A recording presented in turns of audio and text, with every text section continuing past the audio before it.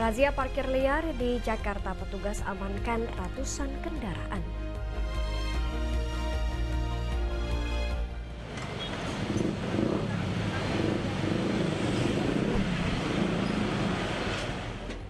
Empat pekerja tewas dan seorang kritis usai bersihkan toren atau bak penampungan limbah sebuah pabrik.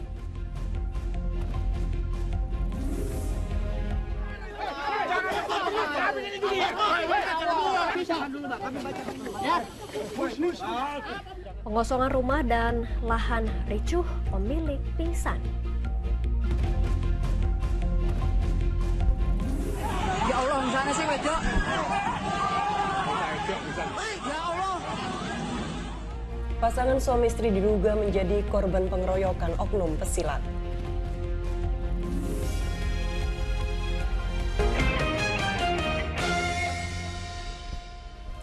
Halo, selamat pagi. Senang sekali saya Janet Lee. Dan saya Nurul Cinta kembali menjumpai Anda dalam Fokus Pagi kali ini, Rabu 3 Juli 2024. Ya, dalam 1,5 jam ke depan kami hadir dengan rangkaian informasi dan peristiwa terbaru yang berhasil dihimpun tim redaksi kami hingga dini hari tadi. Dan inilah Fokus Pagi selengkapnya. Pemirsa, pasangan suami istri di kota Kediri, Jawa Timur diduga menjadi korban pengeroyokan kelompok pesilat. Pengeroyokan dilakukan usai mereka melihat konser musik di kawasan Gor Jayabaya. Ya Allah, sana sih Wejo. Beredar luas di media sosial video pengeroyokan yang diduga dilakukan gerombolan pesilat kepada pasangan suami istri.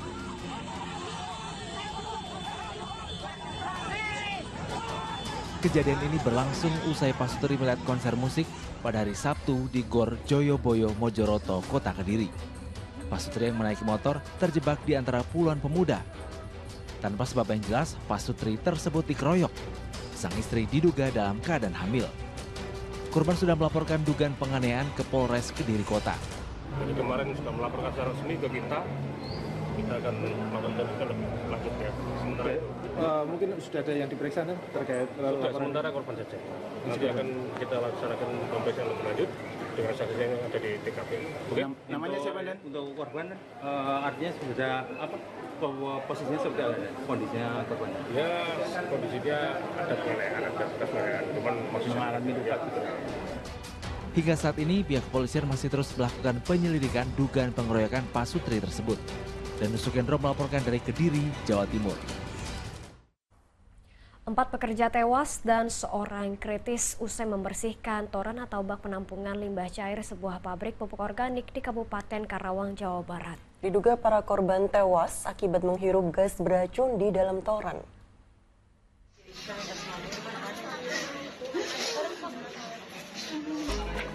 Ibu ini terus terisak mengetahui suaminya ditemukan meninggal dunia di tempat kerja bersama 3 rekan kerjanya.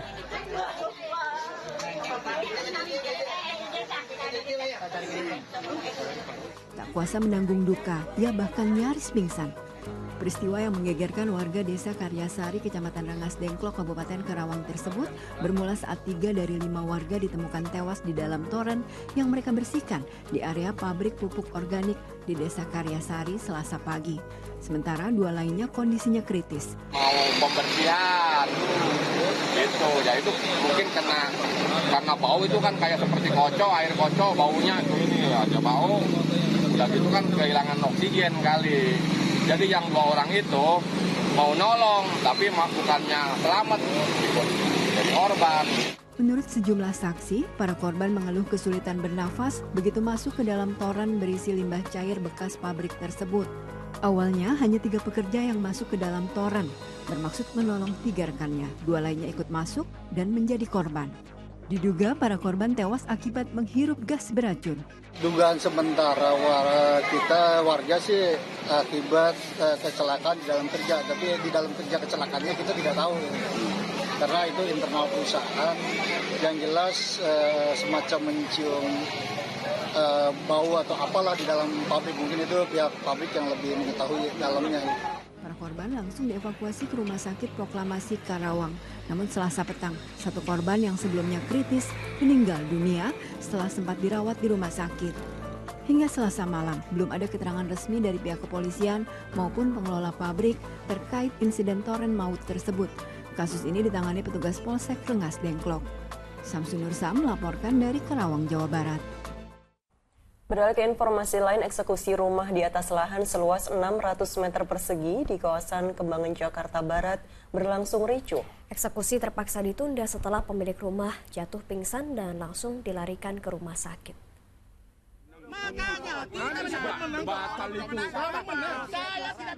Ricuh eksekusi pengosongan tanah dan bangunan rumah seluas kurang lebih 600 meter persegi ini terjadi di Jalan Raya Kembangan, Jakarta Barat Selasa pagi. Kericuhan pecah pasca tim jurusita Pengadilan Negeri Jakarta Barat membacakan amar putusan dan terlibat adu mulut dengan sejumlah kuasa hukum. Tim jurusita menjelaskan eksekusi tanah dan bangunan ini berdasarkan hasil putusan risalah lelang. Sementara di sisi lain, tim kuasa hukum menilai eksekusi yang dilatar belakangi permasalahan pengalihan utang piutang tersebut tidak sah, mengingat hasil keputusan Pengadilan Negeri Jakarta Pusat dan putusan Mahkamah Agung telah memenangkan kliennya. Artinya objek itu sah menjadi miliknya. Di situ dibatalkan bahwa CC itu tidak sah. Nah, kemudian beberapa kemudian tiba-tiba kita diundang dari Pengadilan Jakarta Barat, unmanning. Di dalam unmanning itu, di situ disebutkan bahwa objek ini sudah beralih kepada Lai Liberto. Nah, tentu kita sangat kaget. Jadi pembeli lelang bermohon kepada kami untuk melaksanakan eksekusi. Karena sampai saat ini dengan terus risalah lelang tahun 2020 sampai saat ini belum bisa menempati objek tersebut.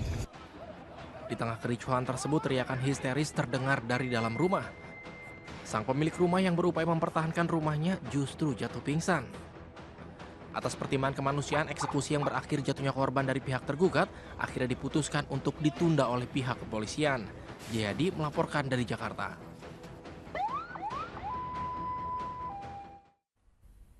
Ratusan buruh sebuah pabrik tekstil di Pekalongan, Jawa Tengah pada Selasa siang menduduki pabrik tempat mereka bekerja. Karyawan mengawasi manajemen yang diduga akan menjual aset secara sepihak, kendati masih belum membayar gaji dan pesangon mereka.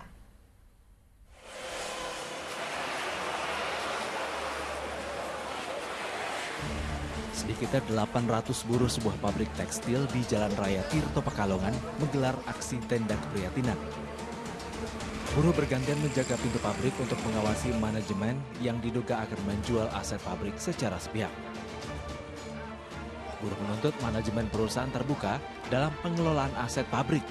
Pasalnya, mereka belum diberikan hak berupa gaji selama 3 bulan dan pesangon dengan total 31 miliar rupiah. Adanya mesin yang mau keluar, di situ tidak ada komunikasi dengan kita pekerja. Jadi di hari Minggu itu kita beserta anggota, kita rame-rame menuju ke pabrik dan menyetop mesin tersebut. Komisi 2 DPRD Kabupaten Pekalongan yang mendapat laporan turut menengahi masalah ini. Diharapkan kedua belah pihak mentaati peraturan perundang-undangan yang ada agar tidak ada pihak yang dirugikan. Ya, diakui oleh manajemen dan kelihatannya manajemen ya siap untuk tuntutan itu dipenuhi. Cuman minta waktu atau dia menyebut ya ingin kelihatannya menjual aset. Usai dilakukan mediasi, sejumlah buruh membubarkan diri dan sebagian berjaga di lokasi. Hal ini dilakukan untuk mengantisipasi adanya penjualan aset pabrik seperti minggu lalu, saat mesin-mesin pabrik akan dijual ke Bandung dan berhasil digagalkan buruh. Kuncoro Wijayanto melaporkan dari Pekalongan, Jawa Tengah. Petugas Satpol PP membongkar sejumlah tenda WNA di Jalan Setiabudi, Jakarta Selatan. Pihak Camat Setiabudi menggiring 15 WNA tersebut ke Ditjen Imigrasi untuk mengurus administrasi kembali. Penolakan atau protes dari seorang warga negara asing menyertai penertiban tersebut.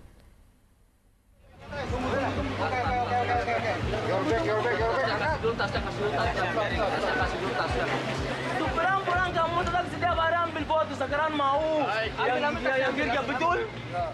Penolakan atau protes seorang warga negara asing yang mencari suaka di depan kantor UNHCR di Jalan Setiabudi Kuningan, Jakarta Selatan mengiringi penertiban tenda mereka. Petugas geming dan tetap membersihkan tenda serta mengangkutnya dengan truk.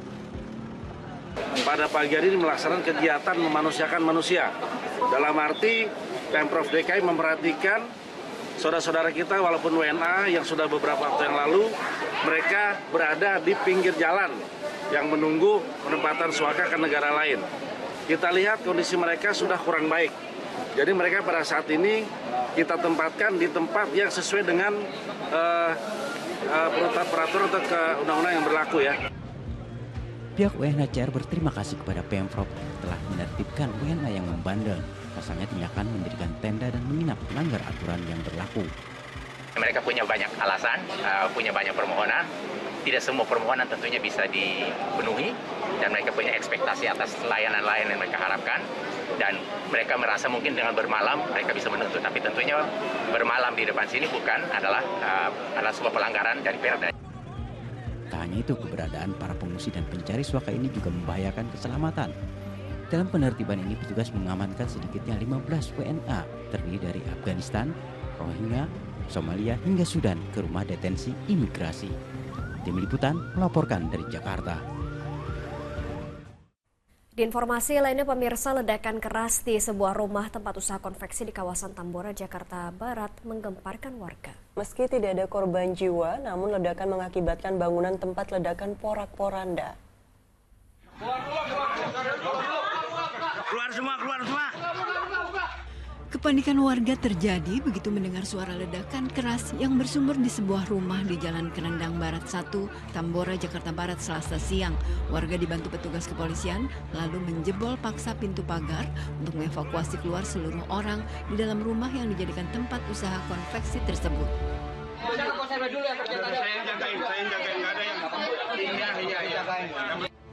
Meski seluruh penghuni dan karyawan konveksi selamat, namun ledakan mengakibatkan isi rumah porak-poranda. Dari hasil penyelidikan petugas kemudian diketahui ledakan bersumber dari tabung gas uap setrika yang digunakan karyawan saat bekerja. Jadi ternyata itu gosokan, jadi gosokan uap itu memang meledak, tapi bukan tabungnya. Tapi tidak ada api, cuman ada kemungkinan ada kesalahan apa, jadi tabung uapnya itu yang meledak, bukan tabung gasnya. Petugas Polsek Tambora lalu memasang garis polisi di lokasi untuk kepentingan penyelidikan sekaligus mengantisipasi terjadinya ledakan lain. Jayadi melaporkan dari Jakarta.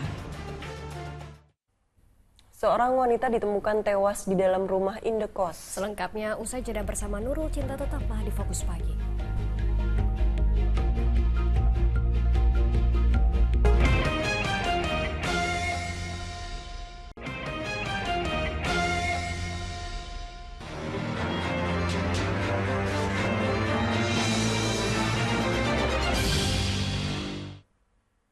Petugas Dishub memberi sanksi cabut pentil kepada puluhan kendaraan sepeda motor yang parkir di bahu jalan di kawasan Kembangan, Jakarta Barat.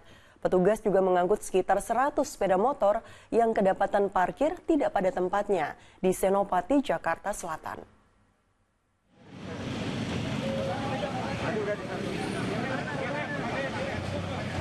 Petugas gabungan Dinas Perhubungan Pemprov Jakarta dan Ditlantas Polda Metro Jaya menggelar razia parkir liar di kawasan Senopati, Kebayoran Baru, Jakarta Selatan pada Selasa pagi.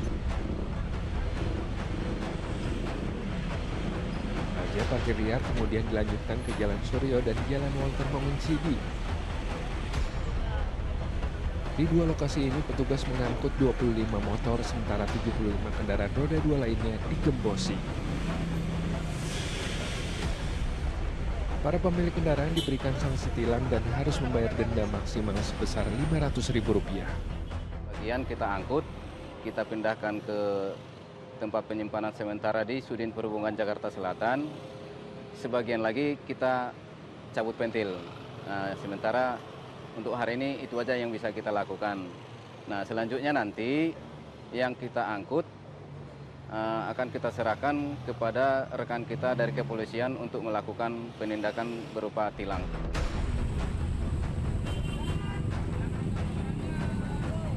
Di hari yang sama, razia parkir liar juga digelar di Jalan Pasar Puri dan Jalan Raya Puri Indah, Kembangan, Jakarta Barat. Kedatangan petugas membuat panik pemilik sepeda motor yang berusaha menyelamatkan kendaraannya. Petugas merazia 32 sepeda motor yang melanggar aturan dengan memberikan sanksi cabut pentil. Tim Liputan melaporkan dari Jakarta. Kendati semakin meresahkan masyarakat, tawuran remaja kembali pecah di sejumlah daerah termasuk di Jakarta. Sementara di kawasan Simokerto, Surabaya, Jawa Timur, para orang tua terutama mak-mak memberikan efek jera dengan cara menyiramkan air cucian kepada para remaja yang ikut tawuran.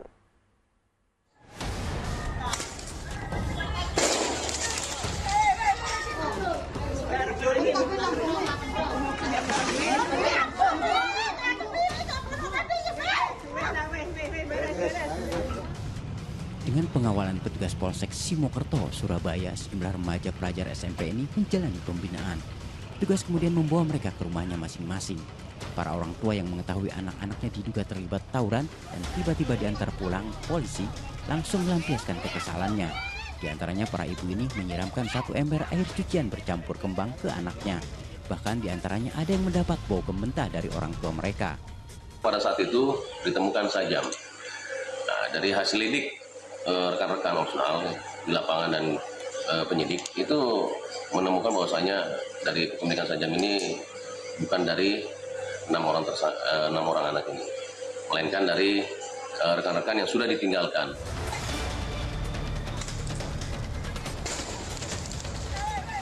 Sementara tawuran remaja berlangsung di lorong Tigor dan lorong Melati di kawasan Jalan Stasiun Medan Belawan, Sumatera Utara. Ini bukan kali pertama mereka berulah hingga berimbas terganggunya arus lalu lintas dan kegiatan warga. Yang ini perang, tapi ini lebih parah.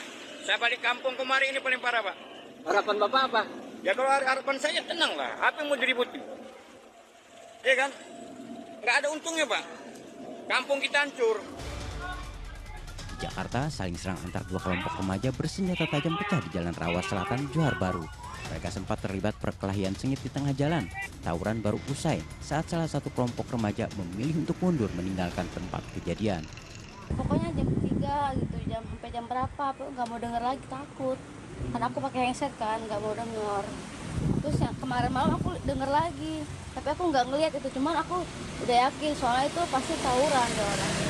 Warga berharap pihak kepolisian dapat meningkatkan patroli rutin di sekitar lokasi agar tawuran tak terulang. Tim Liputan melaporkan. Beralih ke informasi lain, seorang wanita ditemukan tewas di dalam rumah indekos di kawasan Cipayung, Jakarta Timur. Sebelum korban ditemukan tewas, warga melihat pria mencurigakan membawa koper besar di sekitar lokasi.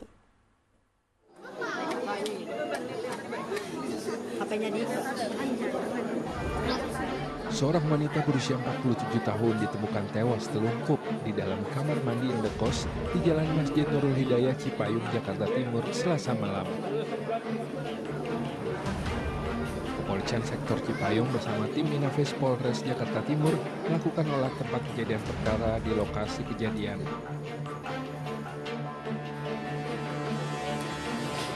Jasad wanita tersebut ditemukan pertama kali oleh warga yang curiga karena mencium bau tidak sedap dari kamar kos korban. Korban juga diketahui beberapa hari tidak masuk kerja dan sempat dicari oleh rekan-rekannya. Untuk penyebab kematian korban sampai saat ini masih dalam penyelidikan karena tidak ditemukan tanda-tanda penganiayaan juga, tidak, atau mungkin kesengat listrik atau yang lainnya, ini belum ditemukan. Jadi nanti kita menunggu juga hasil forensik dari rumah sakit Polri. Sebelum korban ditemukan tewas, warga sempat melihat sejumlah pria mencurigakan membawa koper mondar-mandir di sekitar lokasi kejadian. Pria yang membawa koper tersebut masuk ke dalam kamar kos korban lalu pergi dengan menggunakan mobil. Pokoknya ada yang bawa koper aja gede gitu. Kan kelihatan dari CCTV juga. Oh, ada CCTV-nya kelihatan juga. Berapa orang, Pak? Yang bawa koper sih 1 orang. Cuman ada orangnya juga, ada orang juga di belakangnya kayaknya. Jenazah korban kemudian dibawa petugas ke Rumah Sakit Polri Kramat Jati, Jakarta Timur untuk diautopsi. Tuhan Teruna melaporkan dari Jakarta. Polisi menetapkan pria yang membakar istrinya sendiri di Cipondoh, Tangerang, Banten sebagai tersangka. Motif pembakaran dipicu emosi lantaran korban mudah cemburu.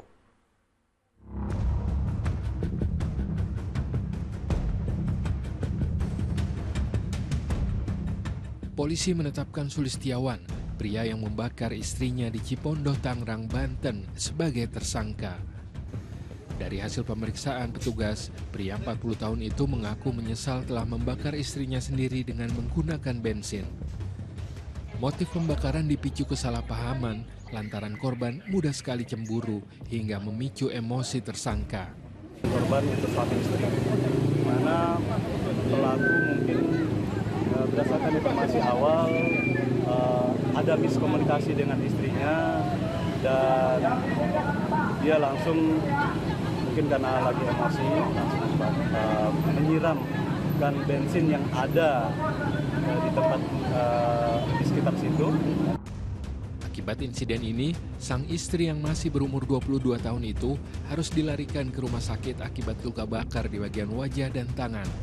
Tersangka dijerat Undang-Undang Kekerasan dalam Rumah Tangga dengan ancaman minimal 5 tahun penjara. Taufik Saleh melaporkan dari Tangerang, Banten. Kasus pembunuhan terhadap ayah kandung di kawasan Durensawi, Jakarta Timur, polisi tetapkan seorang tersangka baru. Tersangka bertambah jadi 2 orang dan merupakan kakak adik. Kasus pembunuhan terhadap ayah kandung di kawasan Durensawi, Jakarta Timur memasuki babak baru. Polisi tetapkan seorang tersangka baru yang juga merupakan anak kandung korban. Tersangka kini bertambah jadi 2 orang, keduanya merupakan kakak adik. Polisi memastikan kedua tersangka berperan sebagai penusuk dada korban dengan senjata tajam dan pemukul kepala korban dengan benda tumpul. Sakit hati karena sering dimarahi, dipukuli dan kerap dituduh mencuri.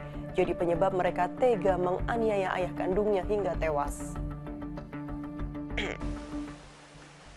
Ada hal yang menarik saat dilakukan penyisiran itu. Tertangkap di kamera ITLE bahwa anak KS ini keluar dari TKP bersama adiknya, saudari PA. Anak PA berperan memukul kepala korban ke bapaknya. Ini kejadiannya sangat memprihatinkan sekali. Beralih ke kasus lainnya, terpergok mencuri rokok, seorang pria di Kabupaten Bogor, Jawa Barat babak belur dihakimi massa. Warga geram lantaran terduga pelaku menggondol puluhan bungkus rokok.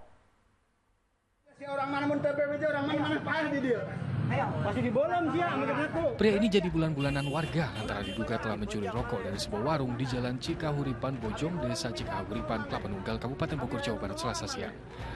Pria itu masuk lewat pintu rumah samping pemilik warung saat situasi sepi. Ia lalu mengambil rokok di warung tersebut senilai Rp450.000. Namun aksinya terpergok oleh salah satu penghuni rumah. Meski sempat melawan, pelaku akhirnya tertangkap. Banyak, berapa bungkus? Ya, di harganya sekitar 445.000. Lumayan apa ya? Itu berarti usaha kecilnya bagaimana sih? Iya ya.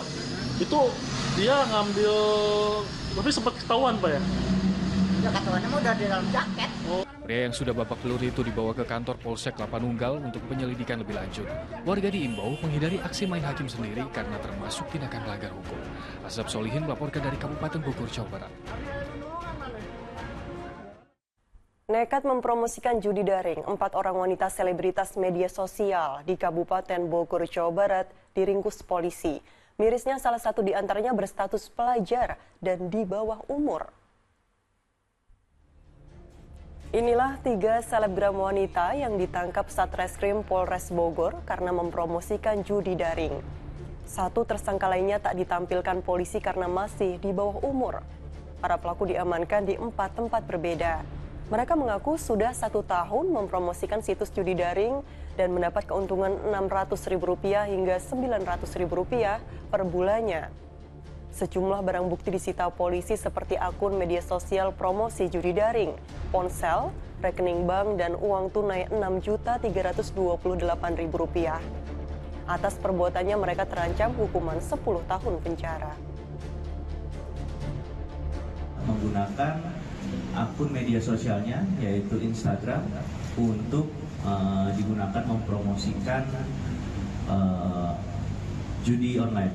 Ya, jadi dari akun tersebut ketika diklik dia akan mengarahkan langsung ke link ataupun website judi online.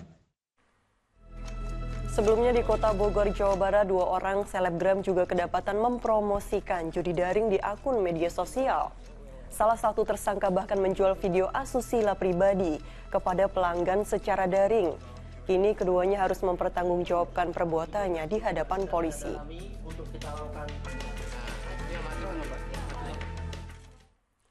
Seorang wanita di Jombang, Jawa Timur ditangkap warga beramai-ramai lantaran diduga mencuri sepeda motor. Dalam aksinya, terduga pelaku membawa sepeda lalu menukarnya dengan motor incarannya.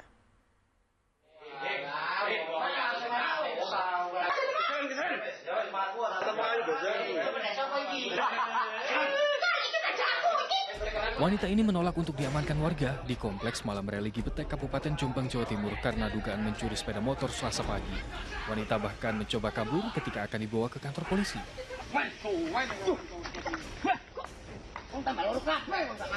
Penangkapan dilakukan setelah sejumlah orang menguntit dan mengawasi terduga pelaku di sekitar lokasi hilangnya motor di kawasan tersebut. Warga menaruh curiga karena sebelum terjadi pencurian motor, wanita tersebut terlihat mengendarai sepeda di sekitar lokasi kejadian. Tak lama ada warga melapor kehilangan sepeda motor. Sementara di tempat parkir motor yang hilang, didapati sepeda yang dikendarai wanita tersebut. Warga lalu melakukan pengejaran dan meringkus terduga pelaku. Yang Kauman 5 itu kehilangan sepeda motor. Ya. Pelakunya itu meninggalkan sepeda pancal. Jadi kemungkinan besar pelakunya itu naik sepeda pancal, terus ada sepeda motor di bawah. Guna pengusutan kasus dugaan pencurian motor, wanita itu beserta barang bukti sepeda dan motor korban lalu dibawa ke Mapolsek Mojoaku. Dwi Mujarso melaporkan dari Jombang, Jawa Timur. Pasangan suami istri yang diduga anggota sindikat narkotika internasional disergap polisi di Batam, Kepulauan Riau saat membawa puluhan kilogram sabu-sabu. Paket narkotika itu didapat tersangka dari Malaysia dan akan dikirim ke Jakarta melalui jalur laut.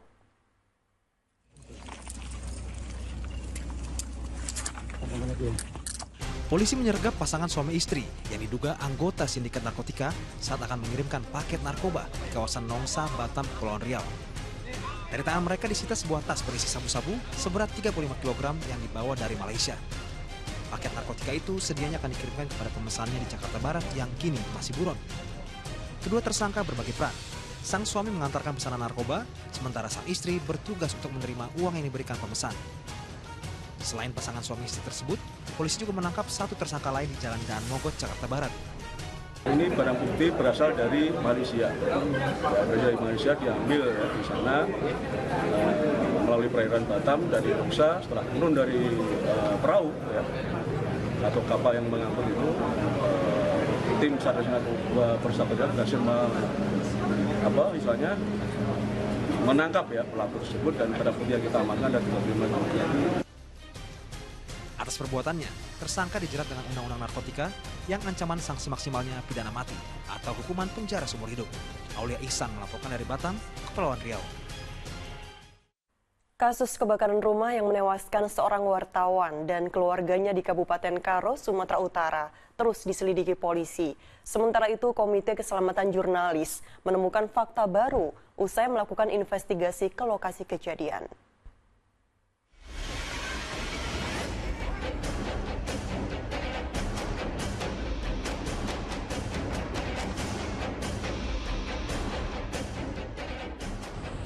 Komite Keselamatan Jurnalis Sumatera Utara beranggotakan lembaga profesi jurnalis, yakni Aji Medan, IJTI Sumut, PFI Medan, dan FJPI, melakukan verifikasi dan pendalaman terkait kasus kebakaran rumah yang menewaskan Riko Sempurna Pasaribu dan keluarganya di Kabupaten Karo. Dari hasil investigasi, ditemukan sejumlah fakta bahwa kasus kebakaran tersebut diduga terjadi setelah korban memberitakan perjudian di kawasan Kelurahan Padang Mas. Korban ini sempat mengamankan dirinya karena ada merasa terancam yang diduga akibat pemberitaan itu. Nah, kebakaran itu terjadi itu setelah korban pulang di tengah malam, baru kebakaran itu terjadi. Polda Sumatera Utara telah memeriksa 16 saksi untuk mengungkap kasus ini. polisi juga terus melakukan penyelidikan.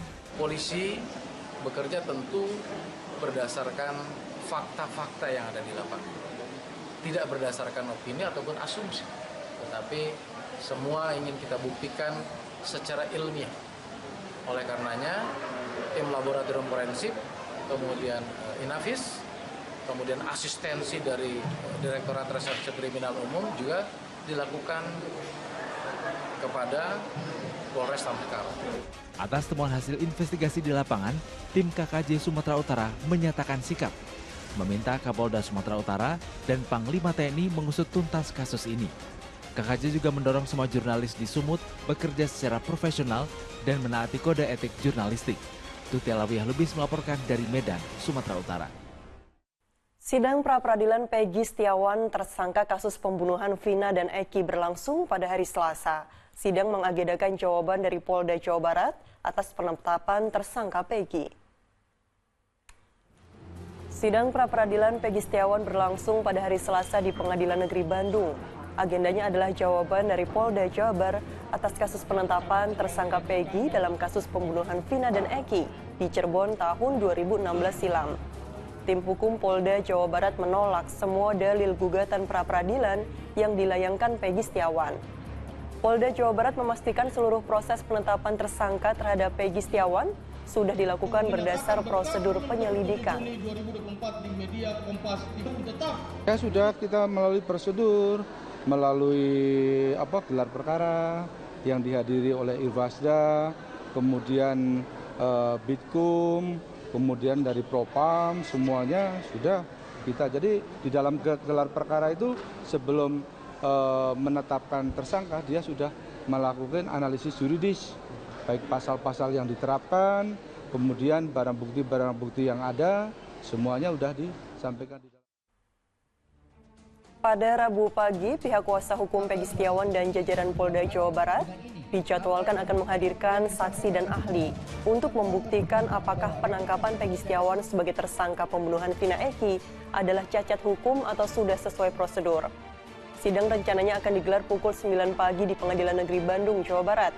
Polda Jawa Barat akan menghadirkan satu ahli, yaitu ahli pidana untuk membuktikan prosedural penyelidikan hingga penahanan Peggy Setiawan adalah sah secara hukum. Di sisi lain, kuasa hukum Peggy Setiawan akan menghadirkan 5 saksi dan 1 ahli untuk membuktikan dalil gugatannya. Salah satu saksi adalah Liga Akbar, teman korban Eki.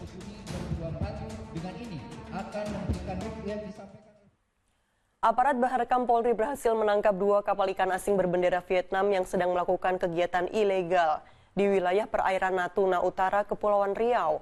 Modus operandi para pelaku memanfaatkan cuaca buruk sehingga beranggapan kapal patroli Indonesia tidak ada yang beraktivitas.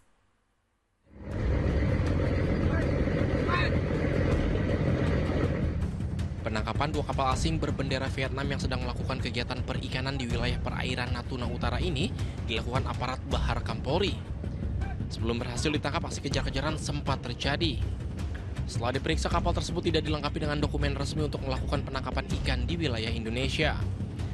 Selain 2 nahkoda kapal yang telah ditetapkan sebagai tersangka, polisi juga mengamankan 18 orang ABK. Hasil tangkapan ikan kedua kapal asing itu rencananya akan dijual ke negara asalnya Vietnam. Ironisnya, pencurian ikan tersebut sudah 10 tahun dilakukan para pelaku. Dari perhitungan penyidik, kerugian negara ditaksir bisa mencapai 264 miliar rupiah. Mereka memanfaatkan cuaca jelek tersebut dan dia berpikiran bahwasannya petugas patroli dari Indonesia tidak akan datang ke sana. Ya, tapi ya kita buktikan bahwasannya kita mampu untuk mengarungi lautan yang cukup berbahaya untuk tentunya kita melakukan kegiatan-kegiatan patroli dalam hal ini termasuk penegakan hukum. Selain nahkoda dan anak buah kapal, barang bukti berupa 500 kg ikan, alat tangkap 2 set jari langsung dilimpahkan kepada PSDKP Batam untuk penanganan lebih lanjut. Akibat perbuatannya, kedua tersangka terancam hukuman maksimal 8 tahun penjara dan denda maksimal 15 miliar rupiah. Aulia Ihsan melaporkan dari Batam, Kepulauan Riau. Cekcok seorang anggota polisi dan pelanggar lalu lintas hebohkan masyarakat. Fokus Pagi segera kembali bersama Janet Lee sesaat lagi. Iya, kalau saya kembali gimana? Merapi salah Pak, maaf Pak.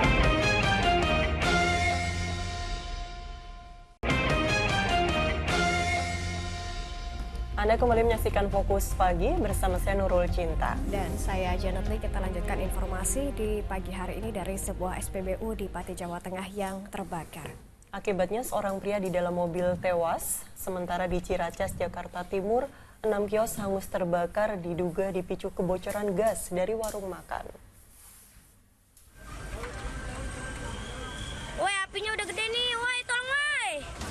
Sejumlah warga panik lantaran kobaran api cepat membesar hingga menghanguskan 6 kios di area terminal bus Kampung Rambutan Ciracas, Jakarta Timur pada Selasa siang. Para pemilik kios berupaya memadamkan api dan mencoba menyelamatkan barang-barang mereka. Petugas damkar lalu melokalisir si jago merah agar tak merembet ke kios lainnya. Api berhasil padam 1 jam kemudian dengan 13 unit mobil damkar yang dikerahkan. Dugaan sementara, api dipicu kebocoran tabung gas dari kios warteg. Kios-kios ya, kios ada kelontong, ada warung makan. Nih asal-muasalnya informasi yang didapat adalah dari warung makan. Itu warteg, dia sedang memasak, tiba-tiba ada kebocoran gas sehingga api menyambar pada kompor itu sendiri, terjadi penyalaan dan membakar sekitarnya. Ya Allah Gusti, pom kebakaran, ya Allah Gusti, merinding aku. Kebakaran hebat juga terjadi di Stasiun Pengisian Bahan Bakar Umum atau SPBU, Desa Bakalan, Dukuh Setipati, Jawa Tengah, Selasa dini hari. Bahkan sempat terdengar ledakan yang menggemparkan warga. Seorang pria 40 tahun tewas, hangus terbakar di dalam mobil. Diduga, mobil korban mengalami korsleting saat mengisi BBM. Naas pengemudi mobil itu tak sempat menyelamatkan diri. Api bisa dipadamkan pukul 05.15 pagi. Dan dari identifikasi di lapangan yang terbakar adalah sebuah mobil Espas, kemudian 1 sepeda motor dan 1 orang korban. Usai api padam, petugas Polsek Dukuh Seti dan tim Inafis Polresta Pati melakukan olah TKP. Selain korban tewas, kebakaran juga merusak 1 pompa di SPBU tersebut. Tim Liputan melaporkan.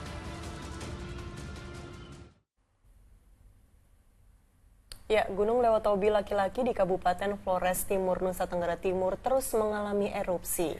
Pemerintah Kabupaten Flores Timur pun kembali memperpanjang status siaga darurat bencana hingga 25 September 2024. Gunung Lewotobi laki-laki di Kabupaten Flores Timur, Nusa Tenggara Timur masih terus mengeluarkan abu vulkanis tebal dengan intensitas condong ke arah barat daya dan barat.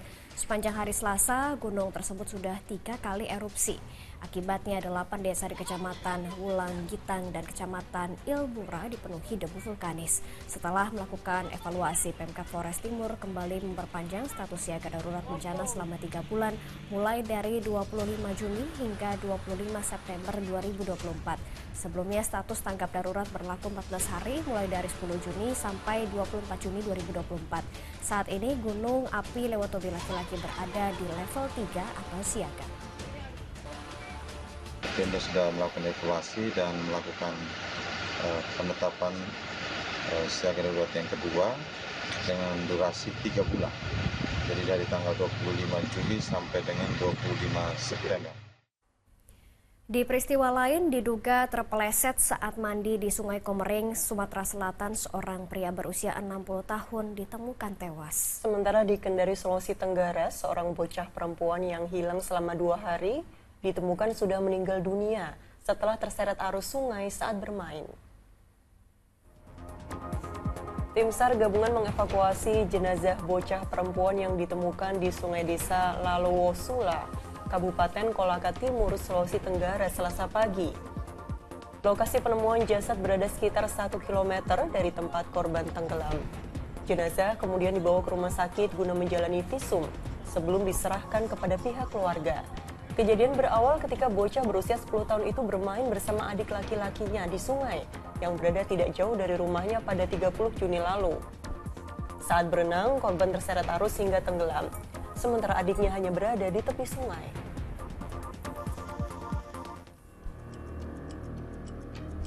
Sementara itu, seorang pria berusia 60 tahun yang dilaporkan hilang selama 2 hari ditemukan tim SAR gabungan dalam keadaan meninggal dunia di Sungai Komering, Okan Komering Ulu Timur, Sumatera Selatan pada hari Selasa. Jenazahnya ditemukan mengapung sekira 1 km dari lokasinya tenggelam. Korban yang berdomisili di Desa Kertanegara, Oku Timur, diduga terpeleset saat akan mandi di tepi Sungai Komering. Karena tidak pandai berenang, pria itu hanyut terbawa arus sungai yang deras dan tenggelam. Karena tidak ditemukan tanda-tanda kekerasan, jenazah korban lalu dibawa keluarga untuk dikebumikan. Bencana angin puting beliung merusak sejumlah rumah di Kabupaten Maluku Barat Daya, Provinsi Maluku. Sementara hujan deras yang mengguyur Tasikmalaya, Jawa Barat mengakibatkan sejumlah rumah terseret tanah longsor.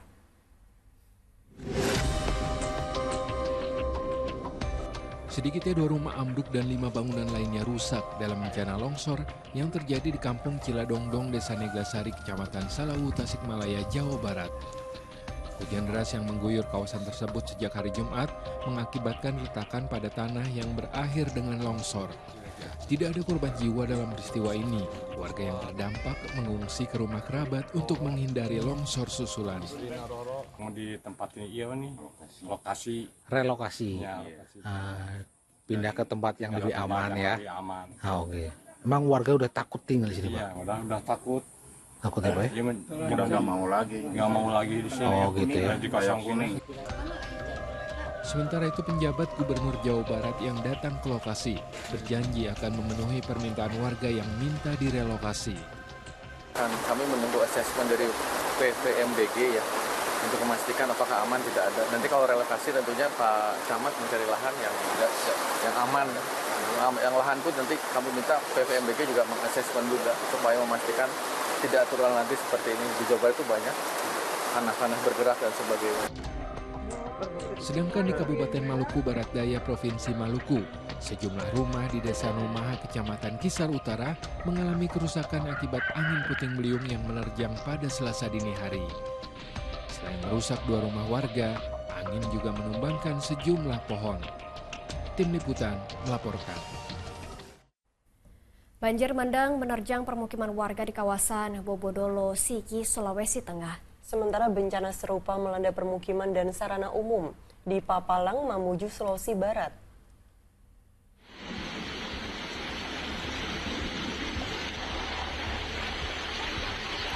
Derasnya arus banjir ini melanda sejumlah desa di Kecamatan Papalang, Mamuju, Sulawesi Barat. Dalam rekaman video amatir, banjir merendam ratusan rumah warga dan sarana umum, serta melumpuhkan kegiatan warga. Luapan sungai menyusul hujan deras yang mengguyur wilayah ini menjadi penyebab banjir parah di kawasan tersebut. Sementara banjir bandang yang menerjang kawasan Bobo, Kecamatan Dolo, Sigi, Sulawesi Tengah pada Senin malam menyisakan endapan lumpur dan sampah hingga puing-puing.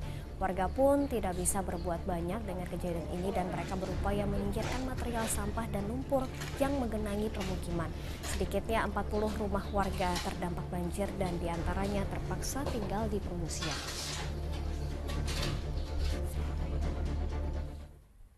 Pemirsa, viral di media sosial, sosok mirip pocong terekam kamera pengawas melintas di kawasan Jalan Jogja Wonosari. Namun setelah ditelusuri, aksi tersebut ternyata ulah tak sengaja pegawai dekorasi yang tengah menyelimuti dirinya dengan kain tenda berwarna putih.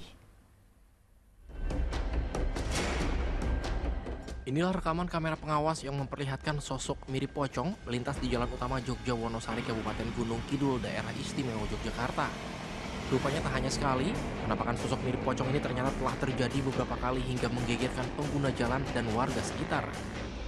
Usai viral di media sosial, aparat kepolisian langsung melakukan penelusuran dan mendapati bahwa pocong yang berada di video tersebut adalah seorang pria bernama Agus yang merupakan pegawai dekorasi. Aksi membungkus diri dengan kain dekorasi dilakukan Agus hanya karena cuaca malam yang dingin. Agus pun tak menyangka jika perbuatan isengnya tersebut membuat gaduh di dunia maya. Itu habis pulang bongkar tenda dari Bantul, terus merasa kedinginan, terus buat itu kain tenda itu dibuat pocong itu. Katanya cuma iseng, tidak ada maksud gampangannya untuk menakuti masyarakat, gak ada. Petugas Polsek Patu kini telah melakukan pembinaan terhadap yang bersangkutan. Agus pun mendapat teguran dan diminta untuk tidak mengulangi perbuatannya, termasuk berdiri di bagian belakang mobil yang dianggap berbahaya. Gadung Jatmika melaporkan dari Kabupaten Gunung Kidul, Daerah Istimewa Yogyakarta. Polisi membekuk 2 pria terduga penjamret ponsel milik seorang remaja di kawasan Sudirman, Jakarta Pusat. Keduanya rupanya telah 3 kali melakukan aksi serupa di Jakarta. Dua orang pria berboncengan dengan sepeda motor ini diduga pelaku jambret di area Car Free Day Jalan Sudirman, Jakarta Pusat. Aksi mereka merampas ponsel milik remaja 14 tahun yang sedang lari pagi pada 17 Juni lalu itu terekam kamera seorang fotografer dan viral di media sosial. Upaya para warga hingga petugas Satpol PP untuk mengadang laju motor penjambret tak berhasil.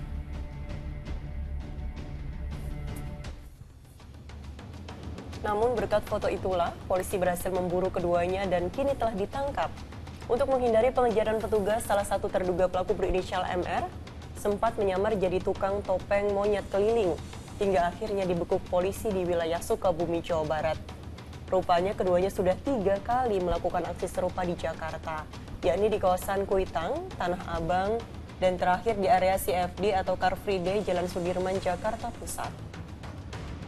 Sindikat pelaku pencurian atau jambret di daerah Jakarta ini mengaku 3 kali melakukan, ya, di Kuitang, di Tanah Abang, yang terakhir di CFD di daerah.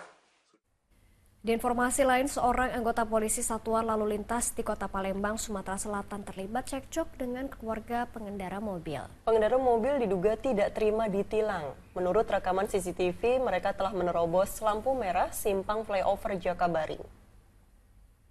Rekam saya ya? Iya, saya pengen tahu aja. Iya, kalau saya balik gimana? Dalam rekaman video terjadi cekcok antara keluarga pengendara mobil dan polisi yang terjadi di pos polisi lalu lintas simpang flyover Jakabaring, Palembang, Sumatera Selatan. Saya ditilang sama polisi yang gak sopan. Cekcok terjadi usai polisi hendak melakukan penindakan kepada pengendara mobil. Sementara keluarga pengendara mobil menuduh polisi tidak sopan. Beredarnya video di media sosial membuat pihak kepolisian Polrestabes Palembang angkat bicara. Polisi membantah kalau anggotanya telah melakukan pungli terhadap salah seorang pelanggar lalu lintas. Berdasarkan bukti rekaman CCTV dari Command Center Polrestabes Palembang, kendaraan tersebut ditindak karena menerobos lampu merah simpang flyover Jakabaring, Palembang. Karena memang pada saat posisi itu memang jelas tidak boleh dilalui, sehingga pengemudi kendaraan yang lain itu sangat cukup ribut dengan menyembunyikan klakson seperti itu, karena memang sangat rawan sekali terjadi kecelakaan, sehingga anggota mengejar, kemudian menghentikan kendaraan pelanggar, menyampaikan bahwa pelanggaran ataupun kesalahan yang dilalui, dan sempat terjadi ketidakcocokan. Akhirnya sama petugas diajak ke pos dan dilakukan penilangan. Polisi akan memanggil perekam video untuk dimintai konfirmasi terkait video viral yang dituduhkan. Jika terbukti anggota polisi telah melakukan pelanggaran, sanksi tegas akan diberikan. Dedi Ruansyah melaporkan dari Kota Palembang, Sumatera Selatan. Seorang pelajar perempuan berusia 15 tahun tewas setelah motor yang dikendarainya ditabrak minibus di Tangerang Selatan, Banten. Kecelakaan juga terjadi di Bekasi, Jawa Barat yang mengakibatkan seorang pemotor tewas. Warga dan pengguna jalan memadati Jalan Sultan Agung, Rawa, Pasung, Kota Bekasi setelah terjadi kecelakaan yang menewaskan seorang pemotor akibat terlindas truk kontainer. Kejadian yang terjadi pada Selasa sore bermula saat truk kontainer melaju dari arah Bekasi menuju Cakung, Jakarta Timur. Setelah jalan layang Kranji, tiba-tiba muncul sepeda motor dari arah yang bersamaan dan diduga hendak putar balik. Jarak yang sudah terlalu dekat membuat tabrakan pun tak terhindarkan. Sopir beserta truk kontainer dibawa ke Polres Metro Bekasi Kota. Sementara jasad korban dievakuasi ke RSUD Kota Bekasi. Kasusnya kini ditangani unit Laka Lantas Polres Metro Bekasi Kota. Tabrakan mau juga terjadi di Ciputa, Tangerang Selatan, Banten. Seorang perempuan pelajar SMA berusia 15 tahun tewas usai motor yang dikendarainya ditabrak minibus. Insiden bermula saat korban hendak berbelok masuk ke dalam perumahan. Di saat yang bersamaan muncul minibus dari arah belakang dengan kecepatan tinggi. Diduga sopir kurang konsentrasi hingga akhirnya menabrak bagian belakang sepeda motor. Kerasnya benturan membuat motor terjatuh dan terseret hingga 8 meter. Sopir dan kendaraan yang terlibat kecelakaan sudah dibawa ke Mapolres Tangerang Selatan guna menjalani pemeriksaan.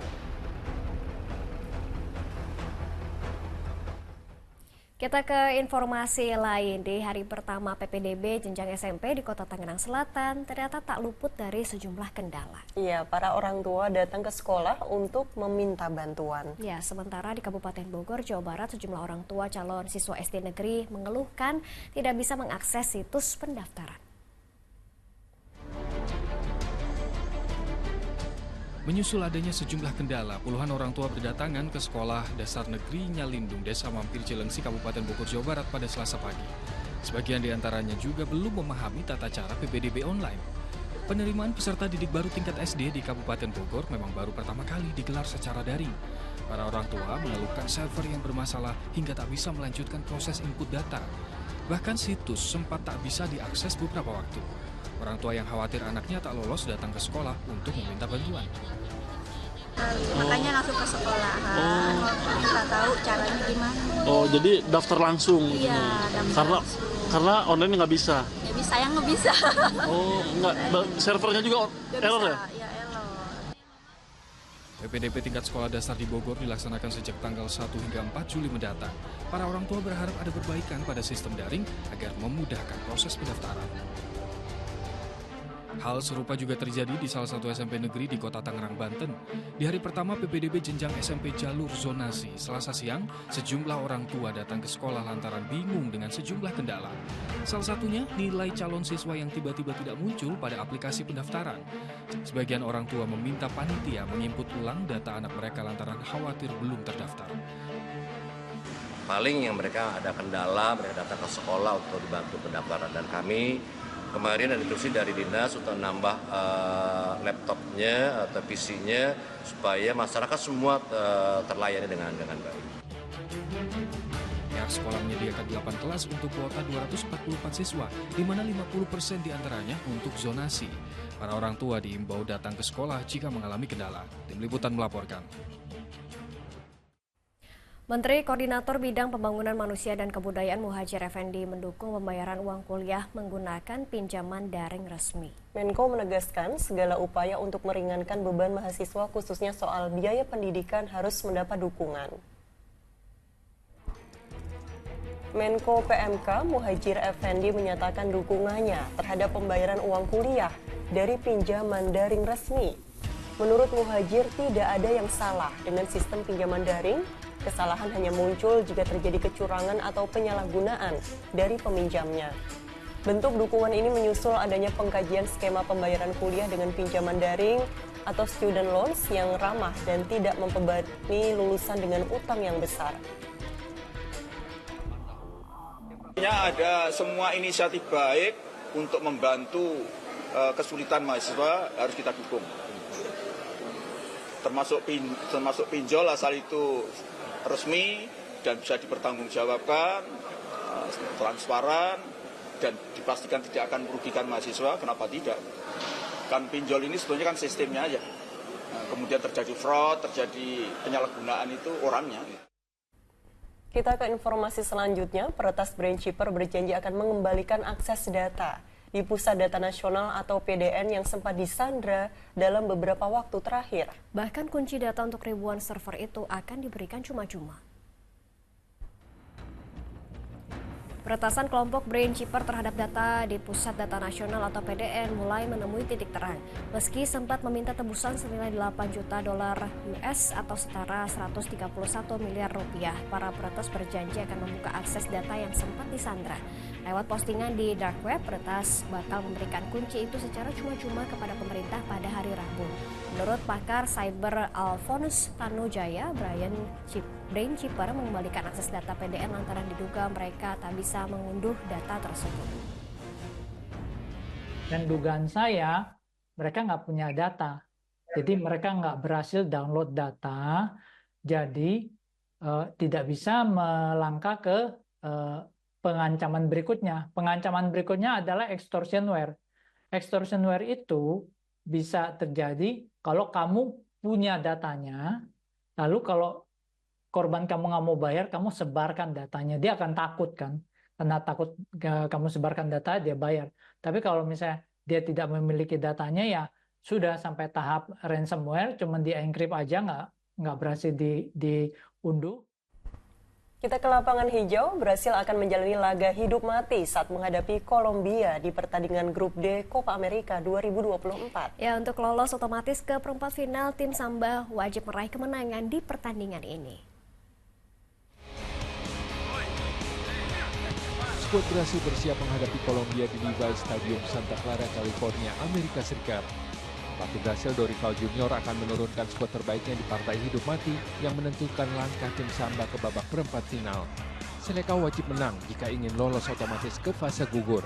Untuk meraih kemenangan atas Kolombia, juara 9 kali Copa America, Brasil akan kembali mengandalkan bintang mudanya Vinicius Junior. Penyerang Real Madrid itu jadi aktor kemenangan Brasil saat mencetak 2 gol ke gawang Paraguay. Di kubu lawan, Kolombia yang sudah meraih 1 tiket ke babak perempat final tak mau lengah saat menghadapi Brasil. Los Cafeteros ingin meraih kemenangan agar menjadi juara grup D dan terhindar dari laga melawan Uruguay di babak perempat final. Untungnya, pemain Liverpool sekaligus bintang Kolombia Luis Diaz dalam keadaan fit dan siap diturunkan pada laga nanti. Pertandingan Brasil melawan Kolombia akan disiarkan langsung oleh Indosiar dan video hari ini pukul 7.30 waktu Indonesia Barat. Dua negara yang belum terkalahkan yakni Thailand dan Australia akan saling berhadapan di laga final ASEAN U16 Boys Championship. Partai pamungkas nanti juga akan menjadi pertemuan kedua bagi kedua tim setelah sebelumnya sempat bermain imbang di babak fase grup. Oh, 2-3 dan Sukar dipercaya. Sukar. Ayo Buriksa. Oh, ternyata masuk pemirsa. Australia tempatkan. Partai puncak ASEAN U16 Boys Championship yang mempertemukan Thailand kontra Australia akan tersaji di Stadion Manahan Solo, Jawa Tengah pada Rabu malam. Laga ini akan menjadi pertemuan kedua bagi kedua negara di ajang ini setelah sebelumnya sempat bermain imbang tanpa gol di babak fase grup. Jelang laga nanti, sang pelatih Jadid Nallard meminta para pemain muda Thailand untuk dapat memaksimalkan bola dengan 1-2 sentuhan. Selain itu, Danupon Bupa juga diminta untuk dapat mengantisipasi bola-bola udara, mengingat para pemain Australia memiliki keunggulan postur tubuh. Sementara di kubu seberang, Australia fokus pada pemulihan fisik para pemainnya usai melakoni laga ketat menghadapi tuan rumah Indonesia di babak semifinal. Menghadapi laga final malam nanti, seluruh pemain timnas U16 Australia telah kembali dalam kondisi prima dan siap tempur. Skuad muda Socceroos juga siap berjuang habis-habisan di laga pamungkas untuk dapat menyegel gelar juara di ajang ASEAN U16 Boys Championship untuk pertama kalinya. Eri Prasetyo melaporkan dari Solo, Jawa Tengah. Sinar skuad Golden Stars muda Vietnam siap menyilaukan pasukan Garuda Muda di laga perebutan tempat ketiga ASEAN U16 Boys Championship 2024. Untuk mengatasi kondisi kebugaran tim, pelatih timnas U16 Nova Arianto akan melakukan rotasi pemain di laga ini. Timnas U16 melakukan latihan pemulihan di Stadion UNS Selasa siang jelang laga perebutan tempat ketiga melawan Vietnam. Jajaran pelatih meminta Matthew Baker dan kolega mampu menjaga emosi dan ritme permainan, mengingat Vietnam mengandalkan kekuatan fisik. Pelatih timnas U16 Nova Arianto juga membuka kemungkinan untuk melakukan rotasi pemain. Ya, rotasi kita lihat tapi pasti ada karena beberapa pemain juga ada kondisinya yang terlalu capek ya karena pertandingan kemarin, tapi kita lihat siapa yang siap di latihan sore ini yang besok akan tampil untuk melawan Vietnam. Sementara itu tim U16 Vietnam punya motivasi ekstra untuk mengalahkan Indonesia di laga perebutan tempat ketiga. Pasukan Golden Stars muda mengusung misi revanche untuk menebus kekalahan atas Indonesia di final AFF U16 pada 2022 silam. Laga perebutan tempat ketiga ASEAN U16 Boys Championship 2024 hari ini akan disiarkan langsung oleh Indosiar dan video mulai pukul 14.30 waktu Indonesia Barat. Eri Prasetyo melaporkan dari Solo, Jawa Tengah. Di informasi selanjutnya, YPP SCTV Indosiar kembali menggelar operasi mata katarak gratis di Rumah Sakit Palang Biru Kutoarjo, Purworejo, Jawa Tengah. Warga antusias untuk mengikuti kegiatan ini.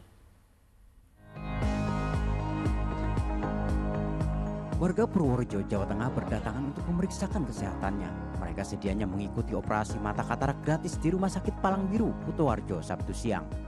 Warga menyambut bahagia operasi mata katarak gratis dari YPP SCTV Indosiar yang bekerja sama dengan Rumah Sakit Palang Biru, Perdami, serta pihak terkait lainnya. Semoga dengan adanya kegiatan ini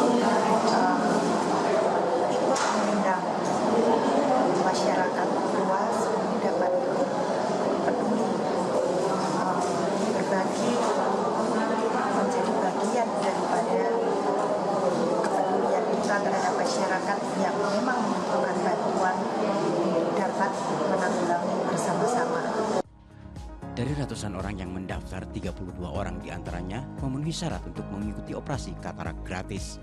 Pasien itu kan sudah datang, kita screening itu memang karena kita ini konsepnya adalah katarak massal, maka kita pilih yang risikonya paling rendah. Karena ini nanti kan satu pasiennya mungkin jumlahnya banyak ya, yang kita harus mengerjakan dalam satu hari, maka kita harus pastikan bahwa yang terpilih nanti itu adalah pasien-pasien yang memang bisa dikerjakan dalam screening katarak massal. Salah satu pasien mengaku usai menjalani operasi katarak gratis tersebut kini matanya kembali bisa melihat. Saya berterima kasih kepada Yayasan YPP, Dua Indosiar, STTV, Perdami, Palang Biru, dan yang mengadakan penyelenggara operasi katarak gratis.